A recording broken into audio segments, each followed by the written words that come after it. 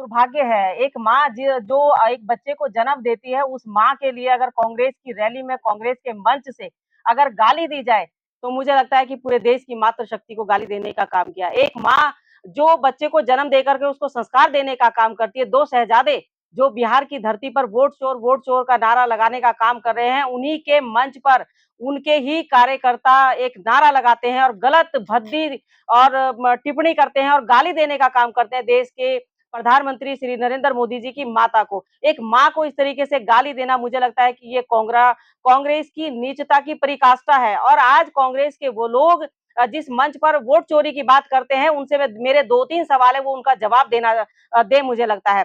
एक सवाल तो मेरा उनसे ये है कि जब बाबा भीमराव अंबेडकर जी चुनाव लड़े तो 74,000 वोट इन्होंने अवैध घोषित करके उनको हरवाने का काम किया माननीय इंदिरा गांधी जी ने, जवाहरलाल नेहरू जी ने। और दूसरा, जब इंदिरा गांधी जी चुनाव जबरदस्ती का जो चुनाव जिताने का काम किया, तो 1975 में उन्होंने, जब उनको लगा कि मेरी हार हो रही है, तो उन्होंने इमरजेंसी लगाने का काम किया। उससे पहले जब हमारा देश प्रधानमंत्री का चुनाव कर रहा था, जब हमारे कमेटी के लोग वोट डालने का काम करे, तो सरदार भाई पटेल को 14 वोट मिले और 0 वोट मिले जवाहरलाल नेहरू जी को। तो प्रधानमंत्री कांग्रेस ने किसको बनाया? महात्मा गांधी जी ने प्रधानमंत्री किसको बनाया? जवाहरलाल नेहरू जी को। जिनको जो 0 वोट मिला, उनको उन्होंने प्रधानमंत्री बनाया, जिनको 14 वोट मिले, उनको उन्होंने किनारे कर दिया। तो वोट चोरी किसने करी? सबसे पहले वोट चोरी इस देश के अंदर की तो वो कांग्रेस ने की। और आज तक कांग्रेस ये नहीं बता पाई कि जिन क्षेत्रों से कांग्रेस जीतती है, जिन जगहों से जीतती है, चाहे अमेठी की बात करूं, चाहे वायनाड की बात करूं, या तमाम किसी भी जगह से जिन राज्यों में इनकी सरकार है, वहां के बारे में ये क्यों नहीं बोलते कि वोट चोरी हुई? जहां भारतीय जनता पार्टी जीती है, वहां इनको वोट चोरी नजर आता है।